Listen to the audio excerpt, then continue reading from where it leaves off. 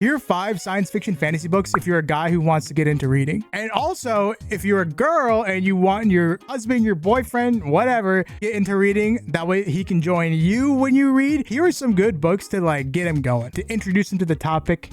First boy book. I say boy book, but you know what I mean. They're for everybody, but they just appeal a little bit more towards the guys. The Rage of Dragons by Evan Winter. I think this just like appeals to any guy who likes action, anything. So action movies, action video games, a lot of fighting, a lot of swords. There are dragons. Dragons are cool. It's just an action heavy book. That's my #1 recommendation right there. The next book is Mistborn by Brandon Sanderson. It's just a solid action anime superpower vibe type of book that most guys would be into, and it's a great place for them to start. The next book is Red Rising. This book definitely appeals to the guys who are a little bit more masculine, got a little bit more testosterone running through their veins. These books have crazy Chad energy, so it would appeal to a lot of the dudes, a lot of the fellas here. This one's science fiction. There are like classes of people divided by colors, red being the lowest, and it's exactly what it sounds like. It's a red taking on all the freaking people of higher classes, the bigger assholes, the golds of the main bad, all on Mars. That's a banger book for the fellas. The next book is The Shadow of the Gods. Let me tell you, if reading is water and guys are oil, Vikings is the emulsifier. Like all the other ones, action heavy,